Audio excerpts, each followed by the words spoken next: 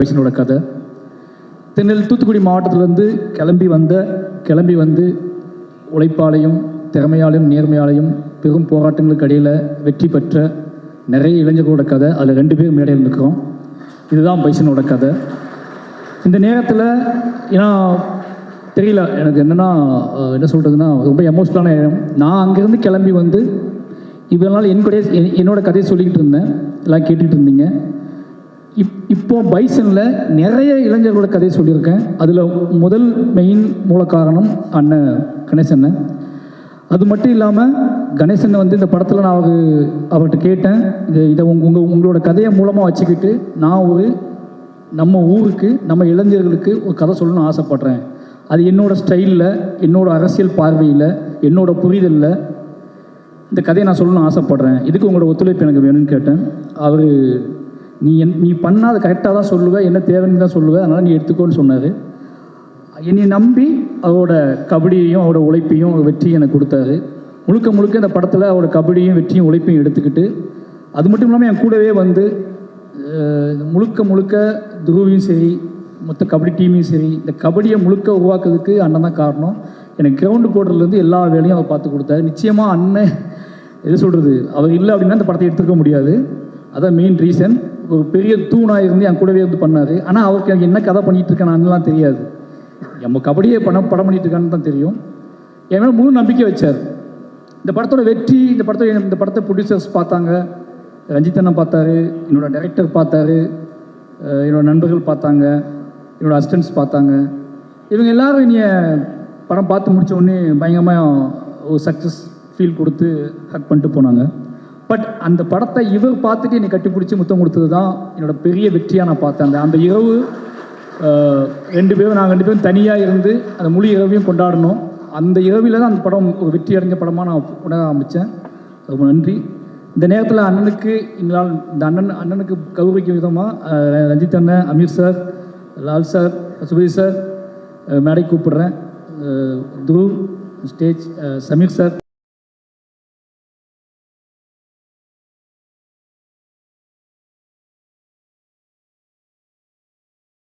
நான் மறுபடியும் சொல்லிட்டேன், எல்லாத்துக்குமே நன்றி.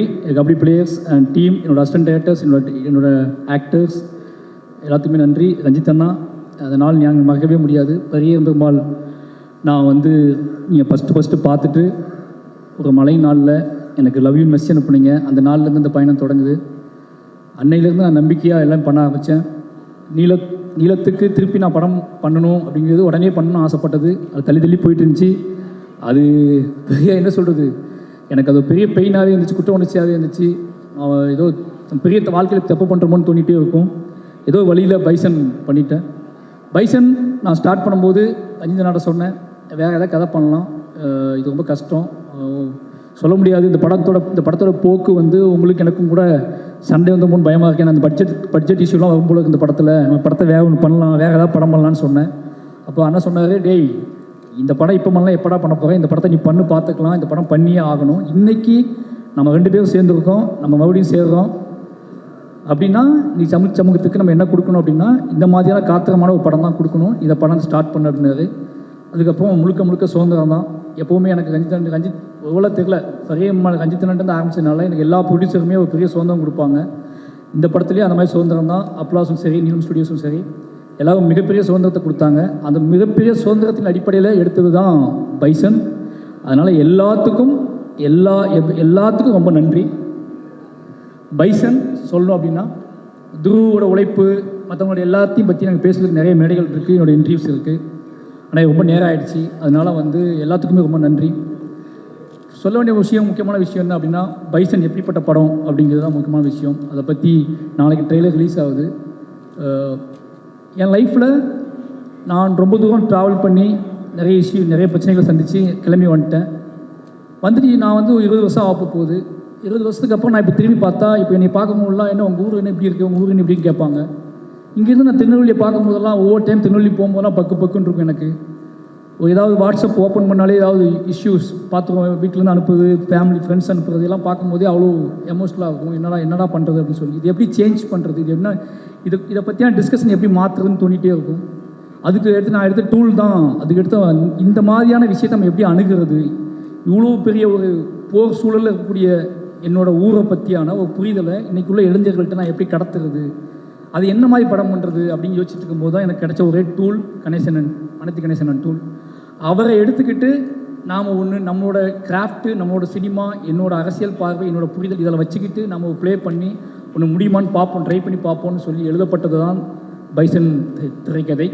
பைசனுக்குள்ளே நிறைய இளைஞர்கள், தென் மாவட்டத்தில் உள்ள நிறைய இளைஞர்கள் இருக்காங்க. வெற்றி பெற முடியாமல் போன, வாழ்க்கையை தொலைச்ச நிறைய இளைஞர்களோட கதை இருக்குது.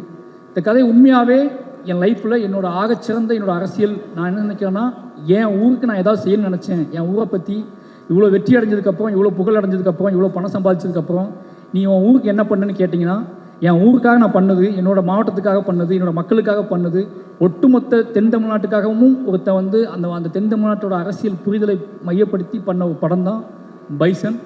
முழுக்க இந்த படம் அதுக்கான படம். என்னோடய ட்ரிபியூட் தான் இது, என்னோடய எமோஷ்னல் தான். என்னோட அதிகபட்ச என்ன சொல்கிறது, என்னோட உச்சபட்ச எமோஷ்னல் இது. எப்படியாவது இந்த படம் இது எவ்வளோ பேர் ஹிட் ஆகுது அப்படிங்கிற தாண்டி இது என்ன மாதிரியான தாக்கத்தை ஏற்படுத்துது, இது என்ன மாதிரியான எமோஷனலை ஏற்படுத்துது, இது என்ன மாதிரியான கனெக்டிவிட்டியை ஏற்படுத்துது, இது என்ன மாதிரியான ஒரு முடிவுக்கு வருது இந்த படம் அப்படிங்கிறத அதை பார்க்கறதுக்காக நான் வெயிட்டிங். அதுக்கு மட்டுமே நான் வெயிட் பண்ணுறேன். இந்த 17th அப்படிங்கிறது எனக்கு வெளியே வர ஆடியன்ஸ் படம் நல்லா இருக்குன்னு சொல்கிறத விட, படம் ஹிட்டு, படம் சூப்பர் ஹிட்டு, படம் ஃபாஸ்ட்டாக இதெல்லாம் தாண்டி எனக்கு இந்த படத்துக்குள் பேசப்பட்டிருக்கக்கூடிய விஷயத்தை என்னவா தமிழ் சமூகம் எடுத்துக்குது அப்படிங்கிறத தெரிஞ்சுக்கிறதுக்காக ரொம்ப ஆர்வமாக இருக்கேன். அதுக்கு காரணம் நாங்கள் அதாவது என்னது, அதுக்கு முக்கிய காரணம் இன்றைக்கி வாழ்க்கை சூழல் தான். இதுலேருந்து ஏதாவது பண்ணியாகணும் அப்படிங்கிறத பண்ண படம் பைசன். நிச்சயமாக அந்த வேலையை செய்யணும்னு உறுதியாக நம்புகிறோம். அதுக்கான காரணம் இந்த பைசனில் வேலை பார்த்த அத்தனை பேருமே இதை புரிஞ்சுக்கிட்டு வேலை பார்த்துருக்காங்க, இந்த எமோஷனில் புரிஞ்சுக்கிட்டு வேலை பார்த்துருக்காங்க. அவங்க அத்தனை பேர்த்தையும் நான் அதை கடத்தினேன். அமீர் சாராக இருக்கட்டும், பசுபதி சாராக இருக்கட்டும், லால் சாராக இருக்கட்டும், எல்லாருக்கிட்டையும் நான் பேசுனது கதையை பற்றி கிடையாது, என் ஊரை பற்றி, என் நிலத்தை பற்றி, இங்கே இருக்கிற சிக்கலை பற்றி, இங்கே இது எப்படி. ஏன்னா நாங்கள் இருக்கும்போதே நிறைய சமூகம் நடக்கும். லால் சார் நீ பார்ப்பாரு, அமீர் சார், பசுபதி சார் என்ன மாதிரி அப்படிம்பாரு. அந்த எமோஷனல் இருக்குல்ல, கேட்கும்போது பதில் சொல்ல முடியாத பார்வையோடு நான் நிற்பேன். அவங்க ஏதாவது எமோஷனலாக கேட்பாங்க, அதுக்கு எனக்கு பதிலே இருக்காது. எங்கேருந்து ஆரம்பிக்கிறதுன்னு தெரியாது. அந்த பிரச்சனைக்கு ஒரு பிரச்சனையை பற்றி அவங்க என்கிட்ட கேட்கும்போது அது எந்த பாயிண்ட்லேருந்து ஆரம்பிக்கணும்னு எனக்கு தெரியாது. அப்போல்லாம் நான் யோசிச்சுக்கிட்டே இருப்பேன். இதுக்கெல்லாம் ஒரு பாயிண்ட்டு தான் பைசன் திரைப்படம். இந்த படம் அதை செய்யும்னு உறுதியாக நம்புகிறேன். என்னோட உச்சபட்ச ஒரு கர்வமாகவும் ப்ரைடாகவும் நான் நினைக்கிறது இந்த பைசன் திரைப்படத்தை தான். அதுக்கான ரீசன் அப்படிங்கிறது, நான் வெட்ட வெளியாக முதல்ல தைரியமாக ஒரு விஷயத்தை ஹேண்டில் பண்ணியிருக்கேன். மற்ற எல்லா படங்களுமே, என்னோடய எல்லா படங்களும் எப்படி இருக்கும்னா, நான் ஓன் பண்ணிக்கிட்ட என்னோட விஷயத்தை நான் உங்களுக்கு ப்ரெசென்ட் பண்ணுவேன். த ஃபஸ்ட் டைம் என்னோட கவலையை, சமூகம் சார்ந்த என்னோட கவலையை, என் ஊர் சார்ந்த என்னோட கவலையை, என் மக்கள் சார்ந்த என்னோட கவலையை, என் மக்களுங்கிறது தென் தமிழ்நாட்டில் இருக்கிற ஒட்டுமொத்த மக்களுமே, அது ஒட்டுமொத்த மக்களுக்கு பற்றின கவலையை பற்றியான ஒரு படமாக இந்த படத்தை எடுத்திருக்கேன். நிச்சயமாக இந்த படம் அந்த மாதிரியான ஒரு பெரிய டிஸ்கஷனை உருவாக்கணும் அப்படின்னு நம்புகிறேன். உருவாக்கும். அதுக்காக மட்டுமே இத்தனை வருஷம் நான் சினிமா கற்றுக்கிட்டது, கிராஃப்ட் கற்றுக்கிட்டது, நான் ஒட்டுமொத்தமாக கற்றுக்கிட்டது இந்த படத்துக்கு தானோ அப்படிங்கிற மாதிரியான உணர்வு எனக்கு இந்த படம் பார்க்கும்போது வந்துச்சு. அப்படி உணர்வு வந்ததுக்கு இந்த பைசன் திரைப்படம் எனக்கு கொடுத்த அழுத்தம் இந்த சமூகத்துக்கும், இந்த தமிழ் சமூகத்துக்கும் கொடுக்கும் அப்படிங்கிறத உறுதியாக நம்புகிறேன். அவ்வளோதான் பைசன் பற்றி. நாளைக்கு ட்ரெய்லர் வருது. நிச்சயமாக இந்த பைசன் ஒரு தமிழ் சமூகத்தில் ஒரு அறிவை உண்டாக்கும். அதுக்கு ஒத்துழைத்த அத்தனை நண்பர்களுக்கும் மறுபடியும் நன்றி சொல்லிக்கிறேன். நீ இல்லைனா என்னோடய அசிஸ்டன்ட் டைரக்டர் சொல்லணும். கடைசியாக அவங்க சொல்லிடுறேன். நான் ஏன்னா மற்ற எல்லாத்துக்குமே நான் நன்றி சொல்லிட்டுன்னு நினைக்கிறேன். என்னோடய அசிஸ்டன்ஸ் பொதுவாகவே என்ன சொல்கிறது, அஞ்சுதான் சொல்லுவார், என்னடா அங்கேயே போய் எடுத்துகிட்டு இருக்க அப்படின்னு. அங்கேயே போய் தான் எடுக்கிறேன் அப்படின்னாலும் அவங்க ஏண்டா அதே சிலுங்கி தான், அதே சட்டை தான், மாற்றிக்கிட்டே தான் இருக்கும். ஆனால் அதுலேயும் நிறைய ஓடிட்டே இருப்பானுங்க. எல்லோரும் நிறைய வேலை செஞ்சாங்க இந்த படத்தை. ஏன்னா இந்த படத்தை பற்றியான புரிதல் அவங்களுக்குமே இருந்துச்சு, இந்த படம் ஏன் எடுக்கிறான்னு சொல்லி. ரொம்ப நன்றி. இந்த படத்துக்கு வெளியே இருந்து நிறைய வேலை பார்த்துருக்காங்க, அவங்களுக்கும் நன்றி. நிறைய கபடி வீரர்கள் ரொம்ப சப்போர்ட் பண்ணாங்க. மெயின் என்னோடய பிரச்சனையை, என்னோடய ப்ரெஷரை, என்னோடய கோபத்தை இந்த படம் எல்லாம் மற்ற படத்தை விட இந்த படத்தை நான் நிறைய ரொம்ப ப்ரெஷராக இருந்தேன். நிறைய வேலை பார்த்தேன். உடல் உழைப்பு தேவைப்பட்டுச்சு. அந்த உடல் உழைப்பு போடும்போது நமக்கு ஒன்று கோவம் வரும்ல, அந்த கோவத்தின் அடிப்படையில் தான் இந்த படம் வேலை பார்க்கப்பட்டுச்சு. அந்த கோவத்தை அக்செப்ட் பண்ணிக்கிட்டு எங்கெங்கேருந்து வந்த வெளி ஸ்டேட்லேருந்து வந்த நிறைய கபடி பிளேயர்ஸ், ஏன்னா இப்போ அவங்க வேறு வாழ்க்கைக்கு வந்துட்டாங்க, மேட்டில் விளையாட ஆரம்பிச்சிட்டாங்க. ஆனால் அவங்க அத்தனை பேருமே எனக்காக மண்ணில் அதுவும் மத்தியான வெயிலில் அவங்க விளையாண்டு கொடுத்தது அது எதுவுமே மறக்க முடியாது. இந்த படத்தோட வெற்றி தான் அவங்களுக்கு சமர்ப்பணம். நிச்சயமாக இந்த படம் ஒரு எல்லாருக்குமான ஒரு படமாக இருக்கும், ஒட்டுமொத்த தமிழ் சமூகத்துக்குமான படமாக இருக்கும். இந்த படத்தை எனக்கு இந்த படத்தை முழு சுதந்திரமாக எடுக்க அனுமதித்த ரஞ்சித் அண்ணாவுக்கு மறுபடியும் நன்றி. இந்த நேரத்தில் கடைசியாக சொல்லிக்கிறது, இந்த மாரி செல்வராஜ்ங்கிற பெயரை முன்வைத்து நிகழ்த்தக்கூடிய இந்த நகரத்தில் நிகழ்த்தக்கூடிய அத்தனைக்கும் ராம் சார் அப்படிங்கிற ஒருத்தர் தான் காரணம். இந்த அரசியல் புரிதலாக எனக்கு அவர் தான் உருவாக்குனார். இந்த மேடையில் அவர் எனக்கு இல்லை. எனக்கு என்னென்னா என்னோடய பெரிய பலம் அவர் தான். அவர் ஒன்று சொன்னார், இந்த படம் பார்த்துட்டு உன்னோட பெஸ்ட் அப்படின்னாரு. ஒவ்வொரு படமும் அவரை காட்டும்போது இந்த வார்த்தையை நான் வாங்க ட்ரை பண்ணுவேன். பெரியம்மாள் பண்ணும்போது பெஸ்ட் படம் எடுத்துடா அப்படின்னாரு. கர்ணன் பண்ணும்போது என்னடா பெரியம்மாள் தாண்டி போல இருக்கு அப்படின்னாரு. அப்புறம் மாமன்னன் பண்ணும்போது அதே மாதிரி ஒன்று சொன்னார். வாழை பண்ணும்போது எப்படியோ பெஸ்ட் படத்தை எடுத்துட்டேன் அப்படின்னு சொன்னார். ஆனால் இப்படி பைசன் பார்த்துட்டு உங்களுடைய பெஸ்ட்டு இதுதான்டா அப்படின்னாரு. இப்படி எனக்கு என்ன தோணும் அப்படின்னா, ஒரு விஷயம் தான் மெயினாக தோணும் எனக்கு எப்போவுமே. நான் எடுக்கிற படம், நான் எடுக்கிற விஷயம் எதுவாகவோ கலெக்ட் ஆனாலும் என்ன பண்ணாலும் எனக்கு தோண வேண்டியது, நான் ஏதாவது ஒன்று ரொம்ப உறுதியாக நம்பி ஒரு விஷயம் பண்ணுவேன். அந்த நம்பி பண்ணுற விஷயம் மக்கள்கிட்ட போய் சேர்ந்துருமா சேராதா அப்படிங்கிற பயம் மட்டும்தான் பெருசாக எனக்கு இருக்கும். அது தப்பாக புரிஞ்சிடக்கூடாதே அப்படிங்கிற பயமும், அது சரியாக போய் சேரணுமே அப்படிங்கிற பயம் மட்டும்தான் எனக்கு அதிகமாக இருக்கும். ஆனால் இந்த படத்தில் அந்த பயம் சுத்தமாக இல்லை. அதுக்கான காரணம் இந்த படத்தை ஆல்ரெடி பார்த்த நண்பர்களும், ரஞ்சித் அண்ணா, மற்றபடி எல்லாரும், அப்ளாஸ், இந்த டீம், இவங்க கொடுத்த பெரிய சப்போர்ட். கிட்டத்தட்ட நான் இந்த மொமெண்ட்டெல்லாம் ஏன் கிரியேட் பண்ணேன் அப்படின்னா, இவங்க ஆல்ரெடி என்கிட்ட ஒரு சக்ஸஸ் ஆன மாதிரியே பேசிகிட்டு இருப்பாங்க, பயங்கரமாக சக்ஸஸ் பீட் மாதிரி அடுத்தான்னு சொல்லிட்டு. அதுக்காக தான் இந்த மொமெண்ட் எல்லாம் கிரியேட் பண்ணது. ஏன்னா இவங்க எல்லாருமே ரொம்ப ஹார்ட் ஒர்க் போட்டாங்க. அப்போ நான் ஏதாவது வெறுமனா இவங்களை எப்படி பண்ணுறது அப்படிங்கும்போது தான் ஏதாவது ஒன்று பண்ணி அவங்களுக்கான நன்றி நம்ம தெரிவிச்சிடணும் அப்படிங்கிறதுக்காக தான் அவசரமாக இந்த இதெல்லாம் க்ரியேட் பண்ணுது. நிறைய பேருக்கு கொடுக்க முடியல. அதுக்கான காரணம் இது நேற்று ரெடி பண்ண ஆரம்பித்தோம். நிச்சயமாக இது கொடுக்க முடியாத ஆட்களுக்கு நிச்சயமாக கண்டிப்பாக கொடுத்துருவாங்க. இது ரொம்ப அவசரமாக ரெடி பண்ணுது. அதனால் இது வாங்க முடியாத இது கொடுக்காத ஆட்களுக்காக மன்னிப்பு கேட்டுக்கிறேன். இது ரொம்ப அவசரமாக ரெடி பண்ணுது. லால் சார் ரொம்ப தேங்க்யூ. எல்லாத்துக்குமே ரொம்ப நன்றி. எனக்கு எல்லாருமே இந்த படத்தில் பண்ணவங்க எல்லாருமே ஒன்றே ஒன்று இருந்துச்சு, எல்லாருமே மாரியை லவ் பண்ணாங்க. மாரியை லவ் பண்ணால் மட்டும்தான் இந்த படத்தை எல்லாரும் வேலை செஞ்சாங்க. எனக்கு நல்லாவே தெரியும். பொதுவாக லவ் பண்ணாலே நமக்கு தெரியும்ல, நம்மளை யாராவது லவ் பண்ணால் நம்ம ஓவராக உரிமை எடுத்துக்குவோம், அவங்ககிட்ட ஓவராக சண்டை போடுவோம், ஓவராக எதாவது பண்ணுவோம்ல. அந்த மாதிரி நான் நிறைய விஷயம் பண்ணியிருப்பேன். அதுக்காக சாரி, மன்னிப்பு கேட்டுக்கிறேன். யாரையாவது ஹர்ட் பண்ணியிருந்தா மன்னிச்சுக்கோங்க. ஆனால் எனக்கு நல்லா தெரியும் நீங்கள் எல்லாம் என்னை லவ் பண்ணுறீங்கன்னு. அதே மாதிரி உங்களுக்கும் தெரியணும் நான் உங்களை லவ் பண்ணுறேன்னு. ஓகே, அதனால் எல்லாத்துக்குமே நன்றி. 17 ரொம்ப ஒரு வெயிட் பண்ணுறேன்.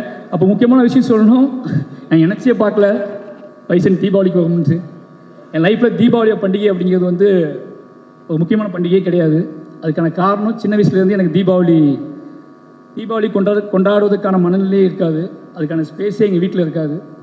அப்போ தீபாவளிங்கிறது சும்மா கடந்து கவிதை கூட நான் எழுதியிருப்பேன் சென்னையில் இருந்த புதுசில். ஒரு பாலிய நண்பனின் மரணத்தை போல கடந்து செல்கிறது தீபாவளி.